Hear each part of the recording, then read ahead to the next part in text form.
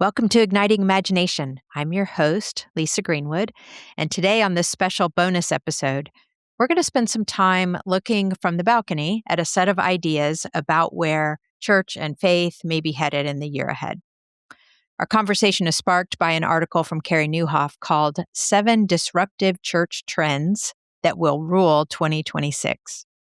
Carey's been a trusted voice for a lot of church leaders for a long time, and these annual trend lists have a way of naming what many people are sensing and experiencing, and also surfaces questions that are worth testing. And that's what we want to do today. Treat this as a helpful starting point for conversation. We'll take his observations seriously, and we'll also examine them with a critical eye. It's worth noting at least 2 things about Carey's primary audience. One, he's talking to church leaders. So the implications that he describes are for churches, not necessarily the broader religious landscape.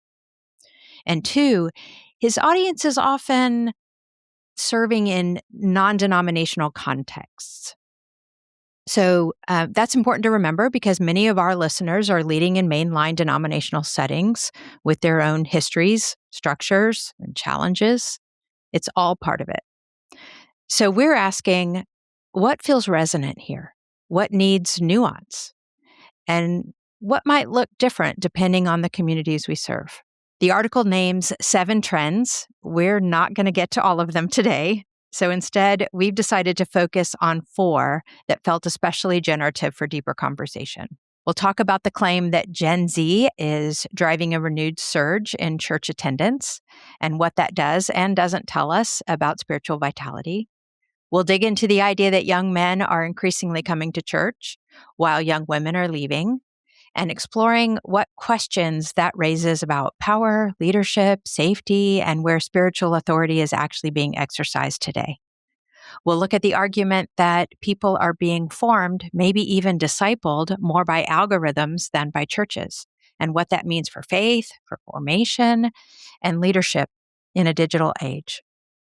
And finally, we'll touch on the shift from preaching as presentation to preaching as encounter and ask what kinds of spiritual experiences are actually transformative and for whom. To help us do that, I'm joined by 2 people who sit at the intersection of research, lived experience, and spiritual leadership. Dr. Josh Packard is a sociologist of religion, co-founder of Future of Faith, and author of several books exploring how younger generations make meaning and practice faith, often outside traditional institutions. And Anna Del Castillo is the executive director of Our Own Deep Wells, where her work centers on healing, embodiment, and spiritual practices, particularly with young leaders and communities navigating burnout, injustice, and deep change. We sent Josh and Anna this article ahead of time, not asking them to endorse it, but simply to tell us whether it felt worth wrestling with. And they both said an immediate yes. Our hope for this conversation is that it gives you, our listeners, some space to think alongside of us, perhaps even to take these questions back to your own leadership tables. So let's hear our conversation with Josh and Anna.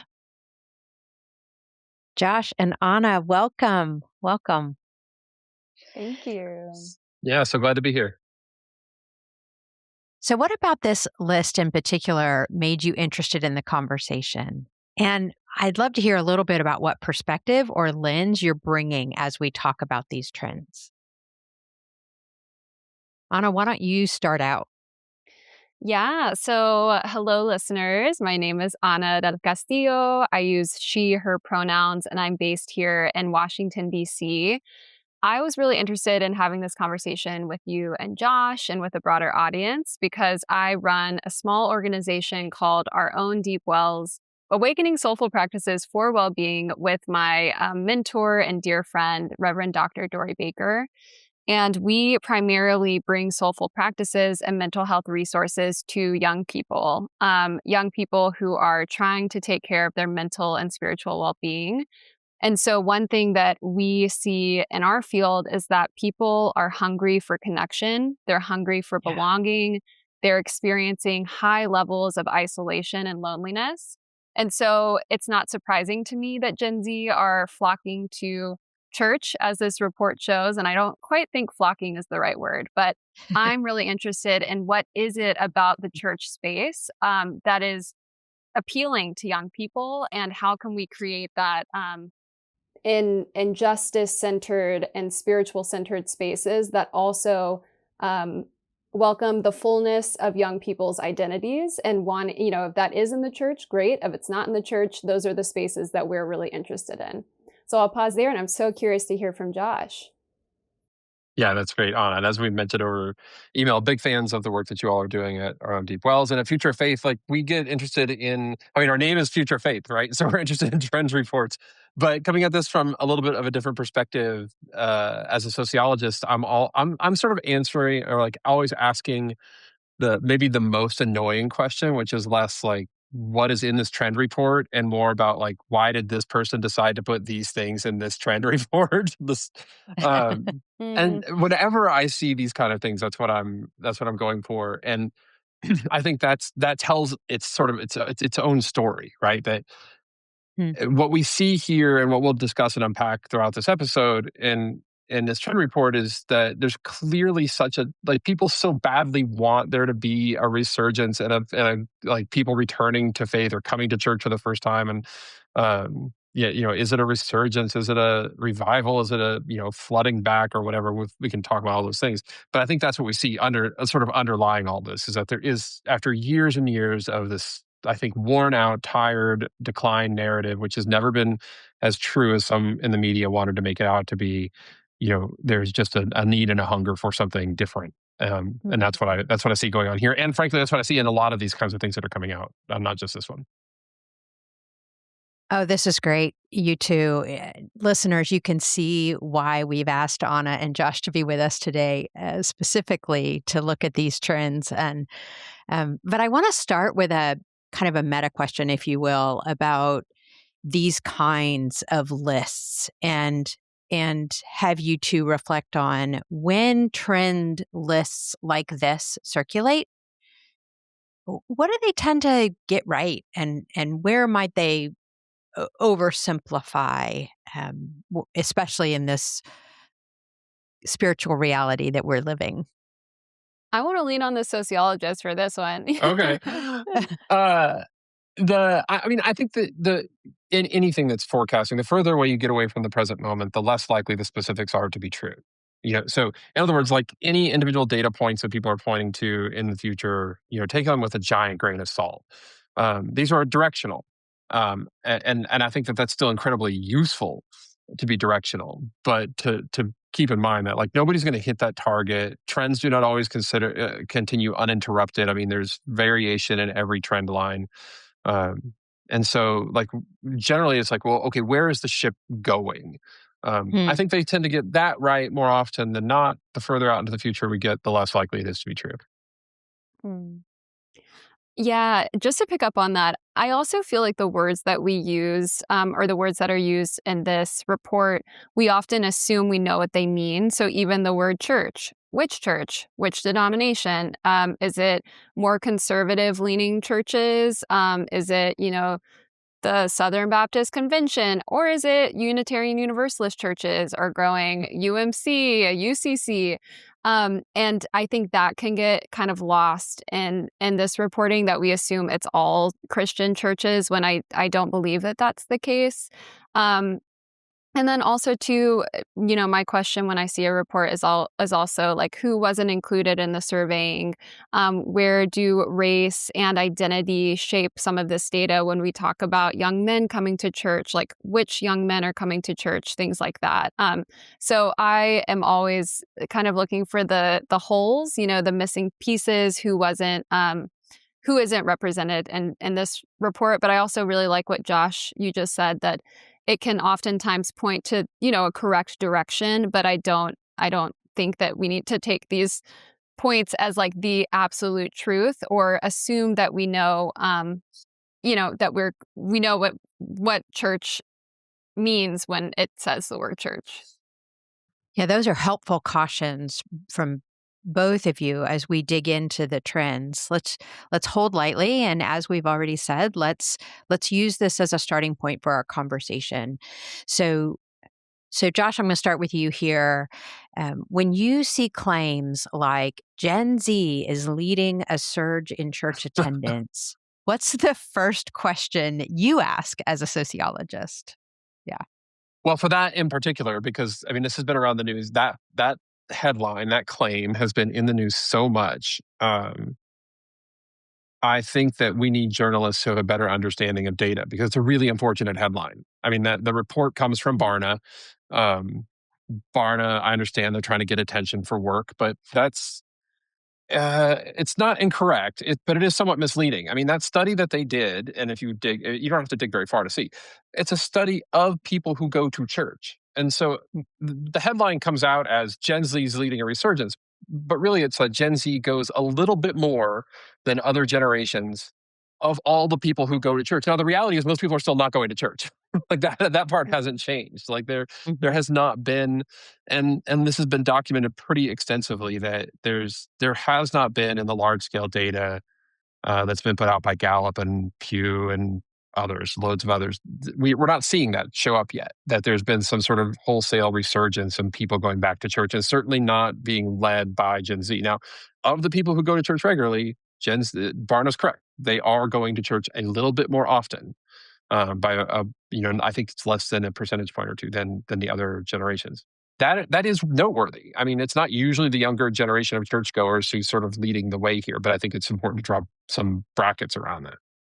Yeah, that's helpful, Josh. And I want to stay with you a minute here on this and kind of dig a little deeper with something that you've said. They're measuring folks who are going to church. And so I guess what I want to talk about a little bit is that even a helpful measure anymore? Attending church once or twice a month means that we're actually using the measure of attending church as some indication of spiritual vitality or faith commitment or formation. And talk a little bit about your sense about that, about a church attendance as a helpful measure or not right now.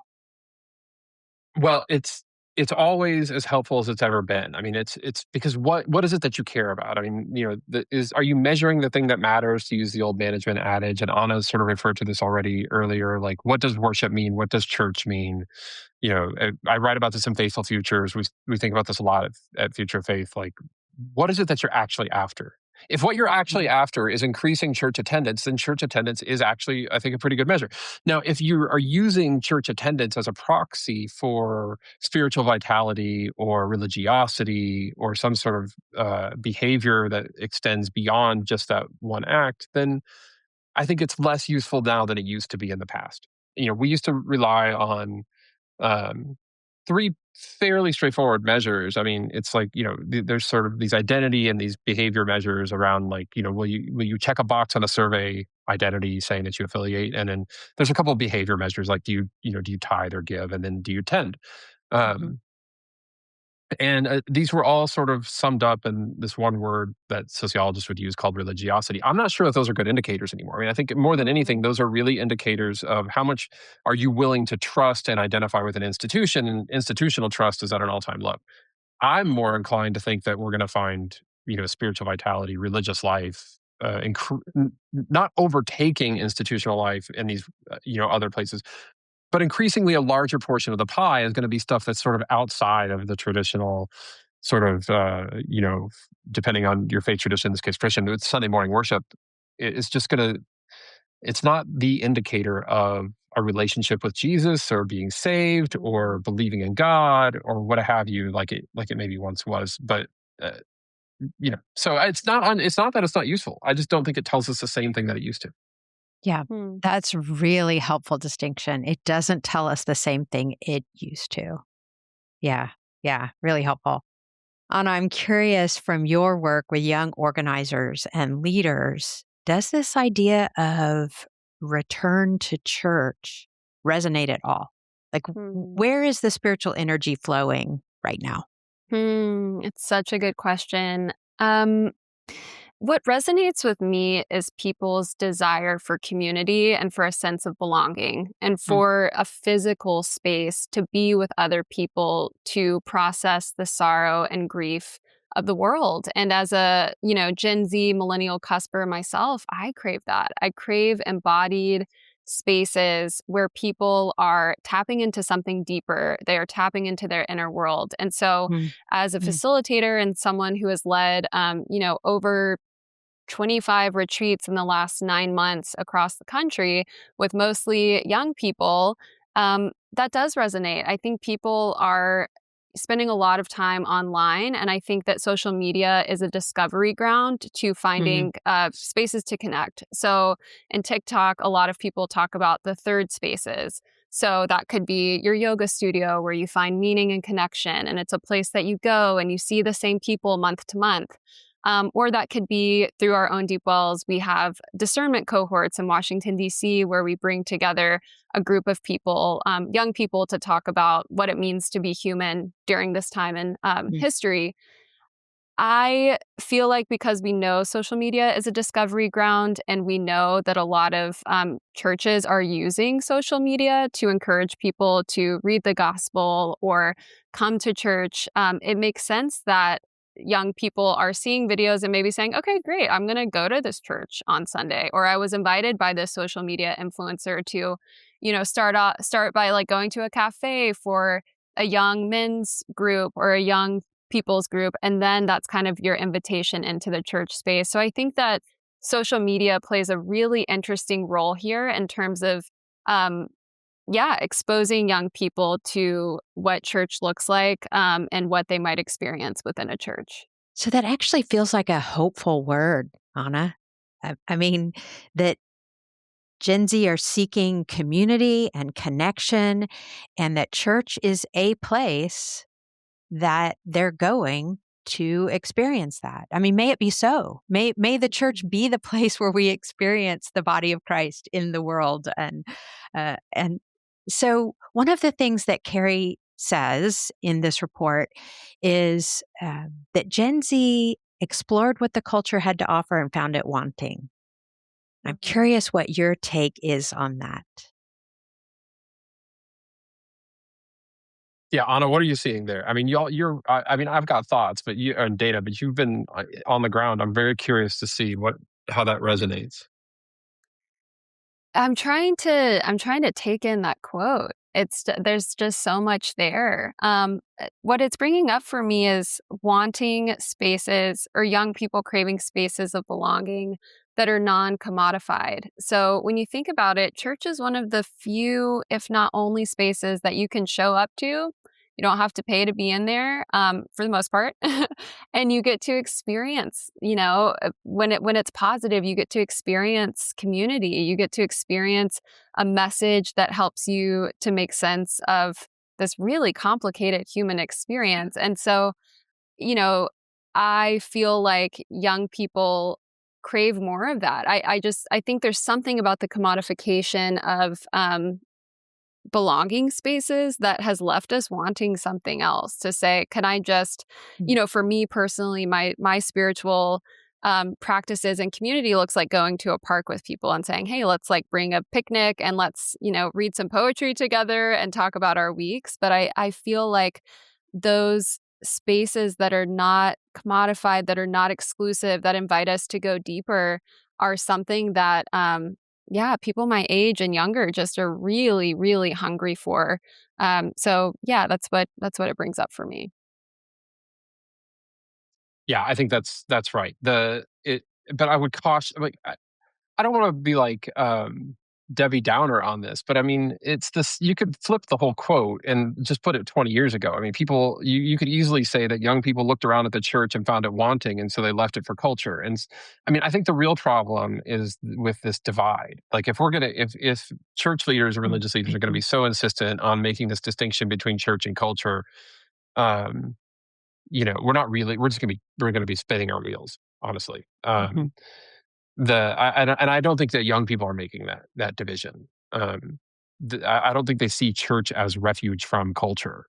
I think in both places they're looking for some place where they can show up and not have to put aside a piece of their life in order to be, Yeah. present here. And if that's, if what you're if what the church is offering is to say like, oh yeah, you can, culture right now in America is really divided and can be sort of toxic, and you can come here, we're all together. But in order to be all together, you have to check, A, B, and C at the door. You can't do that, be that, Mhm. live that here. Well, I don't think that's going to last very long. I think this is going to be, fairly temporary, and we're going to be back on this podcast in 5 years talking about, what happened to the resurgence. Right, right. Yeah. Yeah. So I'm going to move us to trend two. Uh, Young men are coming to church and women are leaving. This is one of Carey's boldest claims. So, Josh, I'm going to start with you and just ask, how solid is the data here? And what cautions would you offer before drawing conclusions? The data are as solid as any data are at this stage, which is, I Mm. don't disbelieve any of that stuff. The thing that's important to note is that these two things, now we move from data to theory, because this is where nobody has data. But I would say that you would be standing on fairly solid theoretical ground to suggest that maybe these two things are not unrelated. The tactics that individual churches have been using to get young men, especially, to come back, might very well be the same kinds of messaging that is Mm. allowing, pushing, sort of compelling young women to slip out the back door. And the church has never been very good. I wrote about this in Church Refugees. The church has never been very good about paying attention to the back door. They get so excited about people coming in. I understand it. So much of the church in Mm. America is evangelical, and so there's that is the mission, is outward facing. And this is not a complaint or critique of that. It's just to say that the structural component of that means that we don't always do a very good job of noticing the people who are slipping away. And we'll go and pursue the new person at all costs, and there's some biblical reason to, and foundation for that. But I don't think that these two things are unrelated. Helpful. Anna, I'm curious what young women are telling you about their spiritual lives and how you are hearing this notion that young women are disengaging from church while young men are returning. Mhm. I mean, to me, I think it makes so much sense. When we think about the fact that many Christian churches across our nation and internationally don't allow women to obtain leadership roles, don't allow women to preach from the pulpit. And again, this isn't a blanket statement. My mom's a minister. I'm a preacher's kid from Mississippi. Like, she's a UMC elder. She's amazing.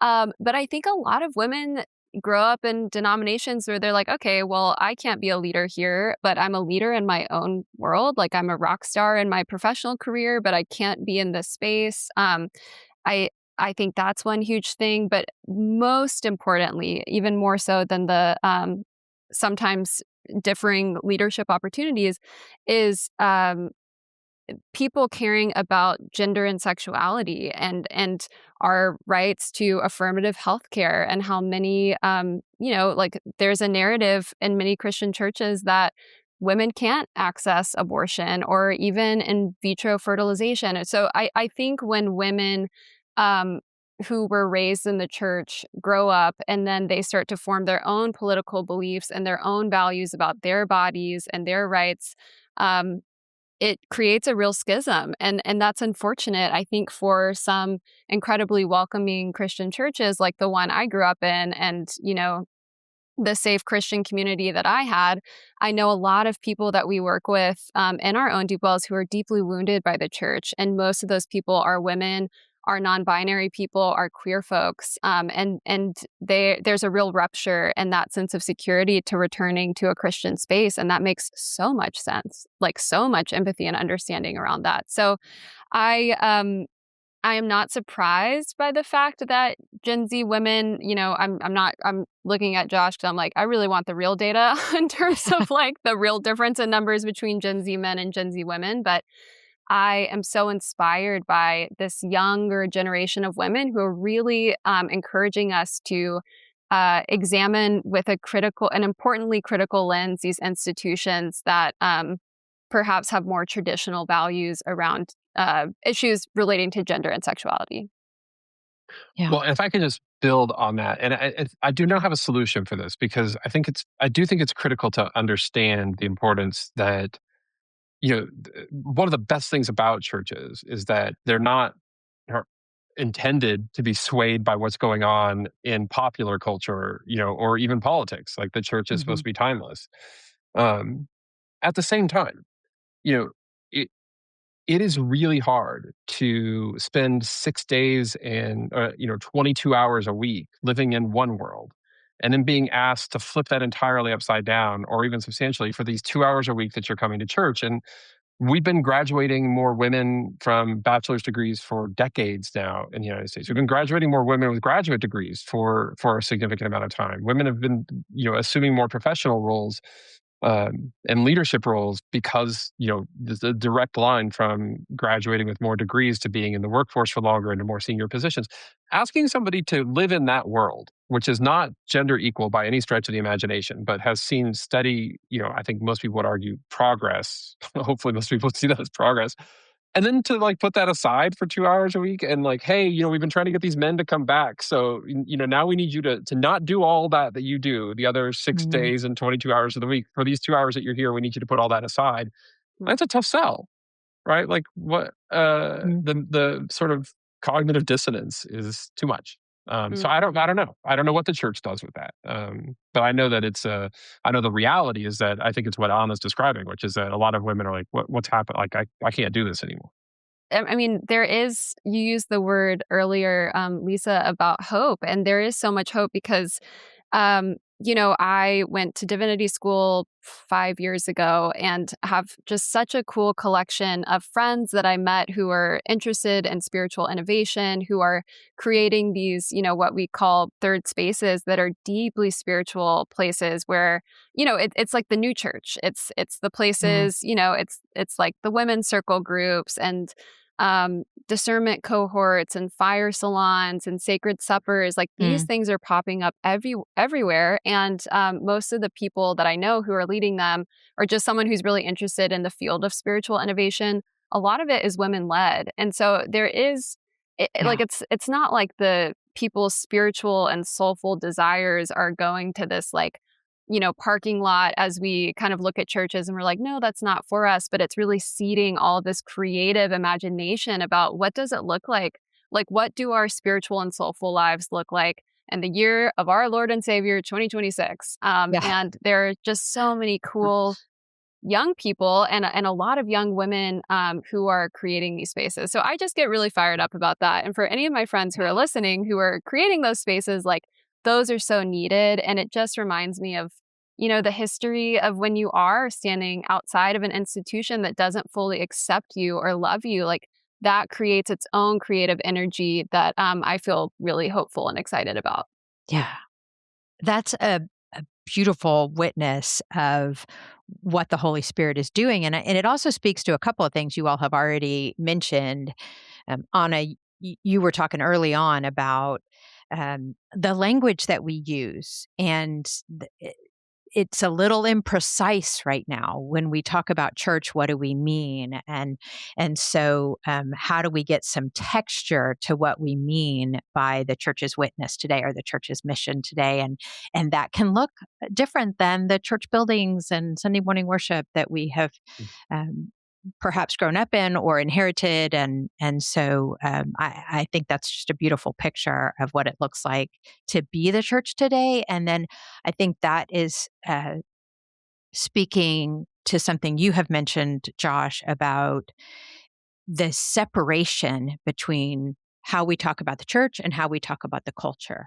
And that in fact, how we live our lives every day is as we're called to live it as a disciple every day. Like we're formed every day, every moment of every day. And so we are being the church all the time if we are a follower, right? And so there Yeah. this distinction is almost artificial or is artificial. And so it really challenges us to think about what it means to be church, do church in this moment. And so building on that, I'm curious, um, I don't know what wisdom you might give to churches in this moment. And maybe it's too early to say this, but I just think right now when we're at this point in the conversation to to help them think programmatically, structurally, theologically, how to kind of tend that back door, how to be a place where women want to stay and lead, where women and men are welcome and finding their place. Yeah. What word would you have for churches? I'm not thrown off by the earliness. I'm thrown off by the fact that you asked for wisdom. So I feel a little intimidated by offering wisdom. uh, um, there's a there's a famous data scientist, which isn't true. There's no such thing as a famous data scientist, but there's among data scientists, Edward Deming is W. Edward Deming is well known, and he said, in God we trust, all others must bring data, and so that's the maybe what could pass for wisdom here. That I think a lot of what we're seeing is like this push, as Anna's talking about. I mean, we know lots of these people to a future faith, and I was so glad to hear her call this out. Of like, there are people doing amazing things, and there are people doing amazing sort of entrepreneurial things in non-Christian spaces as well. I mean, there is that fundamental human need for connecting with the divine, something bigger than yourself, is not going away. Now, what container it fits into is actually really, really important, um, because the the reality is, like, we just don't it's really, really hard, if not impossible, to sustain something for a period of time if you don't have institutional support. Like, if you're not organizing yourself in some way, and if you don't have some structures in place, it's going to be very, very difficult. It's not impossible. There are some examples in history, but they're not super widespread. And our current society does not set us up very well for that, which means churches are still really important. Like brick and mortar churches, congregations with pastors, online churches, like some sort of organized entity that links into a bigger system is still play critical and fundamental roles. Now, are they going to be exclusionary of these new ideas that are coming out by all these, what we might call religious or spiritual entrepreneurs? I mean, I think, to their own detriment, right? But if they're paying attention, and they're seeing this sort of spirit, and they can come alongside and support and adapt without co-opting and without sort of eating, which I know institutions have a hard time of doing. Well, I think that's their pathway towards enduring trust and relevance again. I mean, this is where the data are really, really clear for a long period of time. People don't trust institutions. They don't trust institutional leaders across all sectors. Religion is not immune to that trend. And so all the places where we are building trust are coming from the bottom up. They're coming from the grassroots. They're coming from relationships. And that is only, I know we're going to talk about this, but what we saw in our own studies, like that's only going to become more true in an AI world where people they don't know of anything that they don't like literally, encounter face to face, if that's a person or if that's an algorithm or an AI generation. And so I think what Anna's talking about here is dead on. These things are both signs of life and they are the path. Mm. Whoa, quotable moment. These things are signs of life and they are the path. Ooh, yeah, so much of what you said, Josh, got me like animated and like a few words, relationships. Like that's so key. That's the recommendation I have. Our own Deep Wells, different ministry life offices at campuses will reach out to us because they're like, people aren't showing up. We need to get butts in seats. We need to get people at our programs.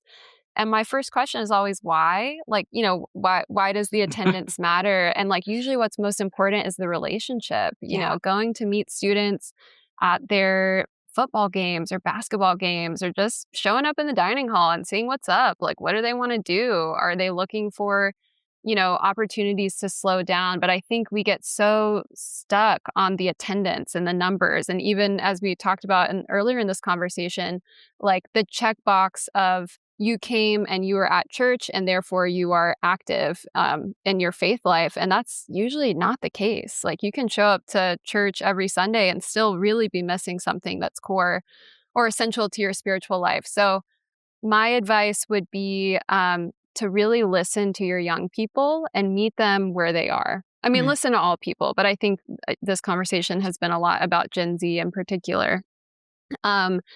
And include them in the leadership of building what is to come, and Another image that's coming to mind for me is just like a tree and a storm. So I grew up in South Mississippi. We had a lot of like hurricanes, and I would just be amazed at the ways that trees sway. Like when there's Mm, intense weather or like there's a huge shift coming, you have to kind of move with the wind in order to be able to survive change. And so I would just say that to church leaders, like move with the wind, listen to your mm, young people, meet them where they are, and don't be afraid of this moment.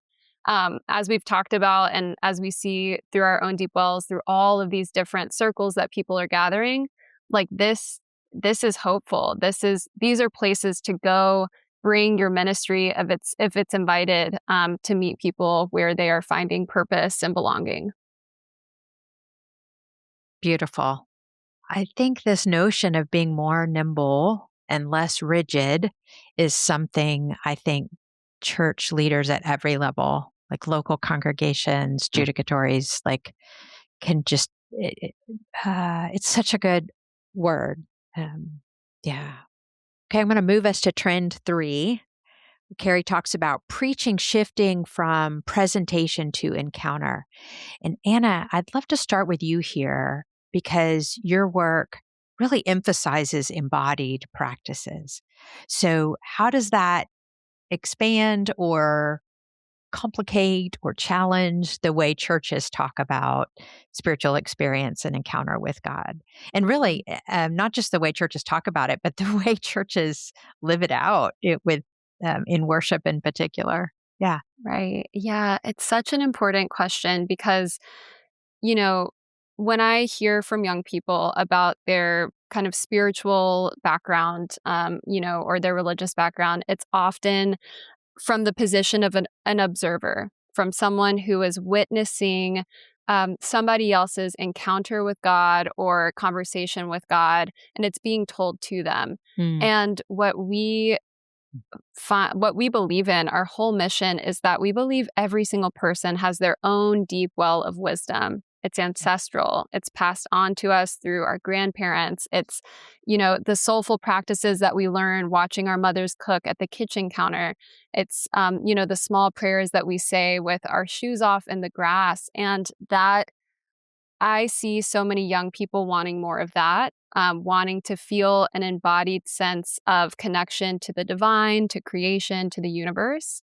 And that's different from, traditional models of church where maybe it was, to borrow your words, Lisa, sit and get, where you're coming, you're sitting, you're receiving, and you're leaving. And then it's on with the rest of your week.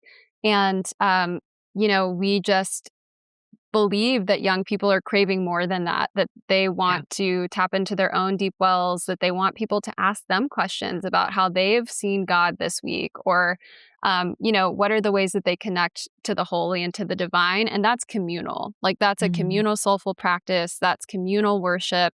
That's a communal sense of belonging. And that is so much deeper than like an individual kind of come and receive, and I'm not going to ask any questions. So to that, I would say the question you just asked me is really making us think that church has to be a conversation. And I think church mm. can be a dance party. Like, how do we dance together and how do we bring our wisdom to the dance floor and not just encourage people to sit on the balcony, but to really come and be at the center and for us Mm. to share wisdom together? Yeah, that is no small thing that you're inviting. I just want to say, and it's a beautiful picture, right? A dance party, and not on the balcony, but on the floor and in the midst. And um, gosh, Josh, I know you have done so much work around Gen Z and younger generations, and really the notion of experience and encounter. And so, I'd love for you to speak this. I don't think that this is a thing that is generationally contained. I mean, Ah, okay. the idea that the idea that preaching is somehow moving towards encounter. We've got pretty good data from our own work to suggest that that is not um, a generational issue.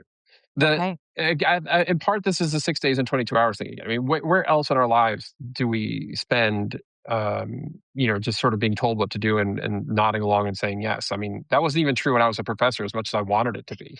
Like, I wanted my students to be like, yes, that's amazing, so brilliant what you're saying. That wasn't true on day one. And that was some years ago. So the sacred listening study that we did like last year. These numbers were the same for adults and teens. So 1/3 of them said that sermons were important in shaping their faith. That's quite a bit. Like sermons are still important and should still be used. But 2/3 of them said that being listened to was important in the moments that mattered most in shaping their faith. And so Mm. there's a reason why, my dry erase board says listening is sacred, and we've adopted that. And we are developing sacred listening tools as a programmatic way of doing ministry at Future Faith, which are free. All this is free. I'm not trying to sell you anything. You can go find it on our site. My point is that like we don't see this as like a trend that might be important in 2026 for some subset of the population. We have really looked at the data and come to the conclusion that this encounter way of doing ministry is increasingly going to take on more prominence, and we need, frankly, better tools than what we've currently got. I don't know if y'all saw this, but there was an Association of Theological Schools study that was published last year, and active listening was a top five skill that people who graduated with theological degrees said that they used. Right, so think pastors, running churches, Okay. and then they looked at the curriculum to see of all these places to see how many of them taught courses in this, and there was one course in the entire country at seminaries that taught Wow. active listening, explicitly. Now it's embedded in a lot of others, but Sure. the point is, in somewhere in that big gap, which is to say, like we don't do this very well, and we shouldn't expect. I mean, it would be unfair. It would be like asking, in some ways, your pastor, not your chaplain, who I think are trained differently, but it'd be like asking your pastor to do your taxes. Like that's not what they've been trained to do. They've been trained to do this whole other thing, and that other thing is still important. But increasingly, this encounter way of doing ministry is, Okay. I think we're seeing it show up in the data. Yeah. Yeah. This feels really, really important because we're making a shift here from what leaders deliver at the church or at worship to the church valuing what people bring to worship. And I'm again, I'm going to go back to this sort of let's get practical with some wisdom about what does that look like for a church to make that shift, to really value what people bring to worship. I mean, it's unrealistic to think that if you've got, let's just pick a number, 100 people in worship, and whether it's 50 or 500 or whatever it is, to have a conversation with that many is so we're not really talking about that, right? And so, but there is something about sacred listening in the midst of being together in community, but I guess what would it look like for a church to really to create space for encounter? Well, I can give one practical example. I think Sure. that comes where I was Great. talking about. It's possible I shared this earlier on a podcast, but I mean, this doesn't have to be that complicated, right? There are ways to do this kind of thing. We just need systems. We have a ministry practitioner on our team, Keidra in Boston. He lives in the Dallas area, actually. And his giant technology that he uses is a dry erase calendar. And he runs youth and family ministry, and the kids could put all their events on it. His mantra is like, if we can't show up, we're going to follow up. Right. And that's an example of a thing where you're privileging the thing that people are bringing to it, so you know where to start the conversation, instead of, say, only doing a Sunday morning or a Wednesday night class, expecting people to show up having read whatever you told them to read or think about whatever you told them to think about. But like you're coming to their life in whatever way that you can. There's a million. We could talk all day about these things. I'm sure Anna's got even more. But that's just one. Like I use that as an example to illustrate the larger point that like nobody's talking about. I mean, not nobody, but most of us are not talking about redoing Sunday morning worship to be sort of like a prayer circle, a dance party, or a dance party. Although I like that image. That is still a really important thing to do. The liturgy is important, sermons are important, worship is important in that traditional way. But also if that's the limits of your imagination about how you can minister to people, I mean, come on, I think we can do other things. Yeah. Nice. Yeah, Josh, I'm still just thinking about listening is sacred. I think it's because I can see it on your backboard. And It's a it's so subliminal right. message. I'm trying to get it across. Yes, it's so good. It's landing. And I hope like if anyone takes anything from the podcast episode, it's that listening Mm. is sacred. And so, as a preacher's kid who grew up literally living at the church in the parsonage, in church every single day, one of the things in Josh's words, it's not complicated. One thing I would recommend is having like a collective wisdom council where you share a meal with people and you are checking in regularly, what's the collective wisdom here? What are people reading? Like, what are the questions that you're asking that you want to talk about in church or here in a sermon series? Or to bring up the spiritual dance parties, like maybe someone brings that up and it's the 20 minutes after the church service, so it doesn't always have to be a complete reconstruction, even though some people may really vibe with that. Like I personally would love a deconstructed and reconstructed church service, but there are tons of people who have been listening to a similar format of church their whole lives. That's where they find home. I know when I bring my mom to my church here in DC, she's so uncomfortable. She's like, "Girl, I wanted a sermon. Where were the hymns?" And that matters too. People really find comfort in these traditions that they've had their whole life. But I do feel like creating regular conversations in your churches around the collective wisdom that exists would just create some really amazing things and help people to feel like they are being listened to and like they are truly a part of the leadership of the community that they belong to. And I think that really matters. Yeah. Beautiful. All right. I'm going to move us to trend 4, which is all about algorithmic discipleship, right? So Carey argues that people are being discipled more by algorithms than by pastors. Josh, I'm going to start with you because you've already begun to dip your toe in the water of this. So what's your perspective here?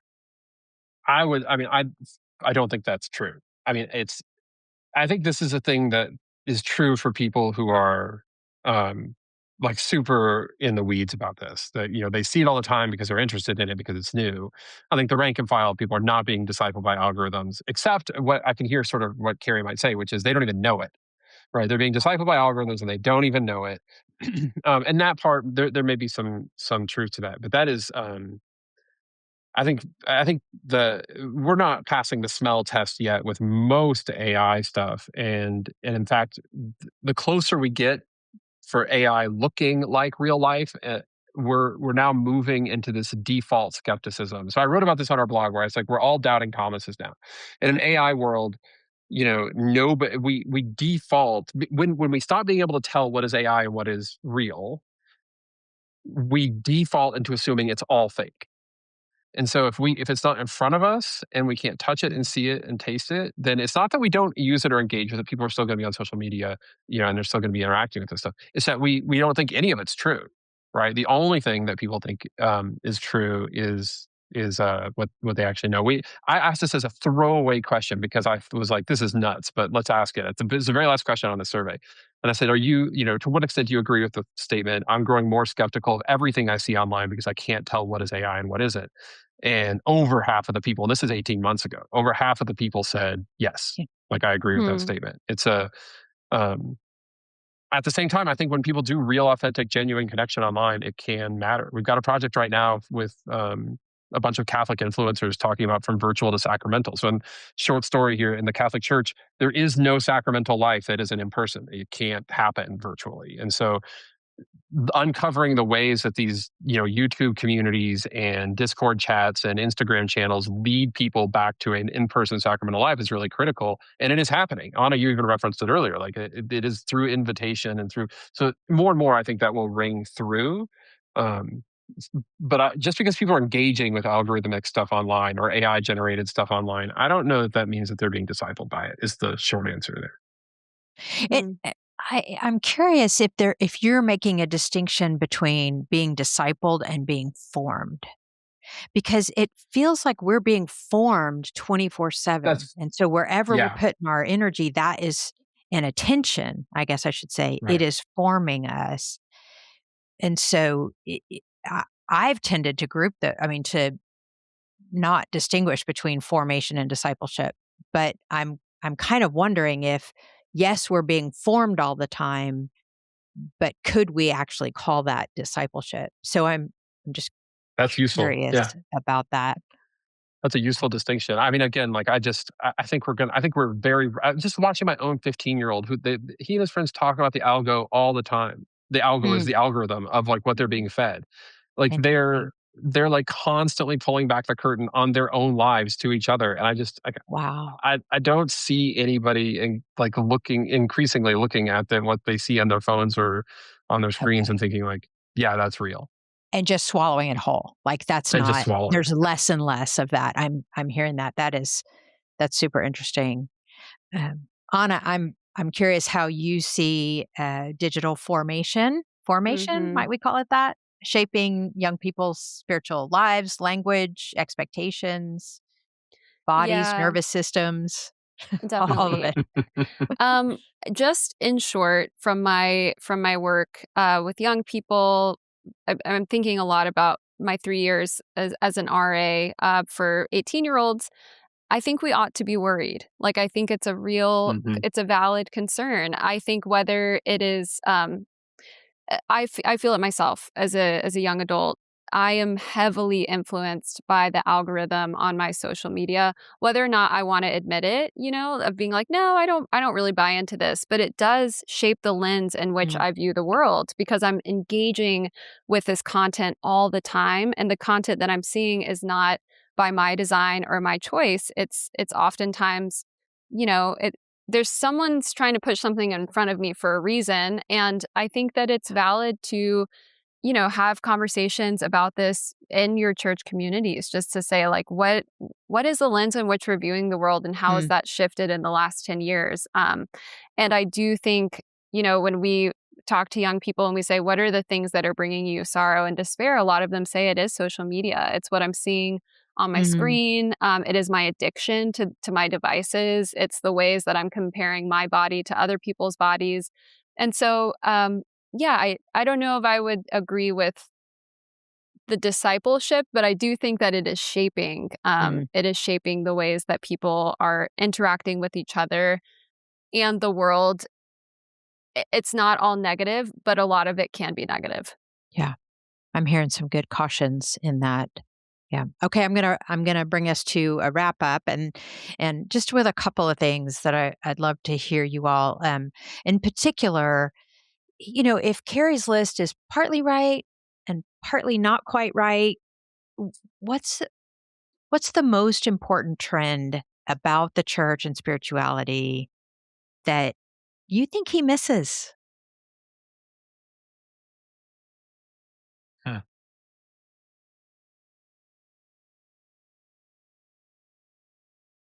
Well, okay. If the most important thing that he misses here is the to note, I think we have more data than we've ever had, and it means less than it ever has. Oh, That the interesting. the world is so complicated now that and so non-homogeneous that it might be interesting to know like what percentage of the general population will check a box to say that they affiliate, or has attendance gone up or down a few percentage points this year, et cetera. um, but I put that in the category of interesting and not useful. It's like knowing the average commute time in America. It's interesting, but you wouldn't use it to help you determine when to leave the house to go to work for your job. And I would because like whatever, the commute time in Boston could be an hour and a half, and the commute time here in Greeley is 5 minutes. And so that data is like, okay, it's directional. There's some people whose job it is to pay attention to those big things. But if you're pastoring or leading or in some way involved with a local faith community, I mean, what the people around you matter far more than any of these data points or big trends or what have you. Like, what I would really encourage people to do is to take the same kind of thinking that went into this, lift up that kind of thinking, and then plop it down on your community. Like, okay, well, what are the 4 or 5 faith trends for my community that are going to matter Mm, in 2026? And the data can give us some idea about where to start, but I would privilege what's coming up from the ground. Mm. Josh, that's good. No, it's not normally the answer a sociologist gives. Like I normally I'm going to know. give the I'm data like, answer. okay, more data, less relevant. Oh my. Mm. Okay. Yeah, I mean that's such a good conclusion thought, but have I don't know if I can think right now of something I would add to the report or that it's missing, but I almost feel like a title that fits better rather than like Gen Z or attending church more would be young people are spiritually curious. Mm. Like I think there's this element of curiosity, like perhaps it is that like going to church to me shows a real data point about spiritual curiosity and just the willingness to try something and to look for a space of belonging that maybe you haven't been to before. And so that's what I'm really holding on to about this report is like, how do we think about and honor the spiritual curiosity and hunger that is coming from young people? I mean, it could be because that's my field and where I work, but that's exciting. Like that's hopeful, Mhm. and it and all the other things too. Like it should bring us a little bit of pause that a lot of churches are leaning more far right these days, especially the ones that are most popular on TikTok and social media. So I think many things can be true, but that spiritual curiosity is something that I want to think more about. Yeah. Yeah. So I want to close on a hopeful note. And actually, you already have led us there, Anna. But what is giving each of you real hope, not hype, but real hope about the future of faith? We know so many people who are earnestly working, every single day. Is one of the great joys of getting to run an organization, help run an organization like Future of Faith. And it's frankly it's actually the genesis of the whole organization was just to start a newsletter to share with our friends all the things that we see our other friends doing that they might not know about. And I mean, there's just so like if you look around, right? If you get the opportunity to see if you could see what I see, you Mm. would be nothing but hopeful. I mean, it's just Right. there are so many places out there doing such incredible work. Nice. Mm. I think what's bringing me hope, I'm reading Robin Wall Kimmerer's book, Serviceberry, right now, and it's all about reciprocity and a deeper connection to the land. And I feel really hopeful that I see people reaching for remembering and remembering our connection to the land and to the places that we come from. And that brings me a lot of hope because I think our future will lie in that reciprocity and that remembering that we don't just belong to each other, but we belong to this planet and to all the living beings on this planet. And that brings me a lot of hope that we can turn the ship around and live in a more reciprocal and healing world. May it be so. I have to say that this whole conversation has been way more hopeful than I imagined it would be. And not because of who you are, but just because of where we are in this moment. And I needed this. I needed to be with you today. And thank you for the work that you're doing, for your eyes to see the goodness of what God is doing right now and every day, and how people are joining in that work and are curious and hungry and dancing and uh, anyway, I'm grateful for both of you. Thanks for being with us. Thanks for Thank having me. you.